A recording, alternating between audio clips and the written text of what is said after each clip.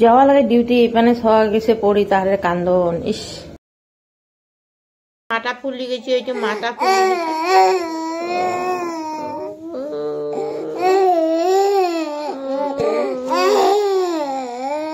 হাইডিয়া ইয়াতকে বেদনা আৰু কি লাগে জীৱনত চলো ওলা যায় প্ৰেডত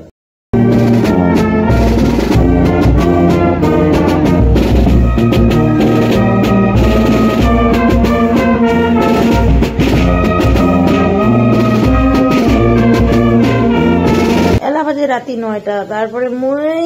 আসি গেলাম তারপরে একদম মানে সওয়া বাড়িতে কান্দন ছাড়ি শুয়ে আসলাম উপায় তো নেই আসাই লাগবে কিন্তু খুব মনটা বেয়া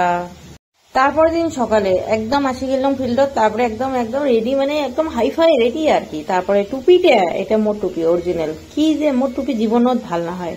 তারপরে বহুত কষ্ট করিয়ে ড্রেসটা ঠিক করি আসুন ক্যামেরা দেখি উপায় নেই কি করবেন আর কি তোমরা গুলো তো মোর এগুলো কথা শুনি ভাল পান না ওই জন্য আমি এগুলাই মেলে আসুন আচ্ছা যেটাই হোক তারপরে এই যে কাজল যে মোর জীবনতে মানে আমার তো বহুত দিছ এলা ব্যাঙে না টাইম না পাং আর টাইম পালে মোর কাজল ঠাজল নেড়ভেড়া হয়ে যায় আগের থেকে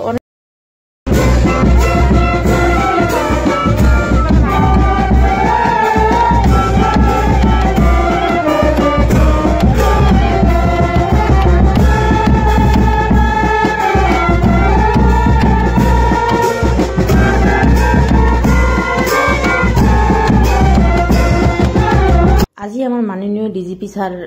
গেল তো তারে প্লেট আছিল তো ফাইনালি প্লেট খতম হয়ে গেল তো তারপরে এই যে ড্রাম সাম দিয়ে এলা বাসত দিম বাসত দেওয়ার পরে তারপরে আমি স্কুটি নিয়ে যাম কারণ আমি স্কুটি দিয়ে ডিউটি আসে যাওয়া করম ছোট ছোট ভিডিওগুলো আমার এডিট করে এমন করে দেওয়া হওয়া লাগছে কারণ টাইম না পাং আর টাইম মানে কি এই কদিন থেকে এতই ব্যস্ত আর নিজে একদিনে ভিডিও করি একদিনে এডিট করা মানে খুবই দিগদার মোর পক্ষে তো যার জন্য আমি ভিডিওটা করে রাখুন আর 2-3 দিন যখন টাইম পাং মই তখন এডিট করম দেখা যাক দা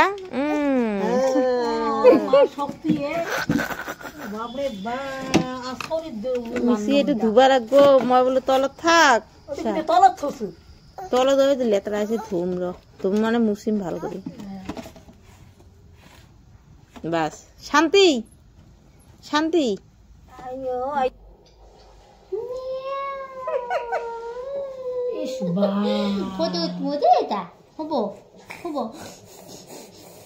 ভিডিওটা ভালো লাগলে অবশ্যই এটা লাইক কমেন্ট জরুর করবেন তারপরে এই যে মোর বেটার কপালত দেখছেন দাগ আছে যে এগুলো পড়া দাগ সবগুলো দুই পাশে দুইটা কপালত দাগ আছে শিঙের নান করে ওইটা পড়া দাগ আর হাটে কেমন করে দেখেন না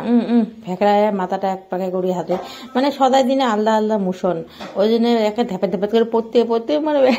অবস্থায় নাই যেটাই হোক আজ ভিডিওটা এখানে আমি এন্ডিং করিম ইস কি কম আর কিউট লাগছে না আমার বেটাটা আচ্ছা যেটাই হোক বাই টাটা নেক্সট টাইম আকৌ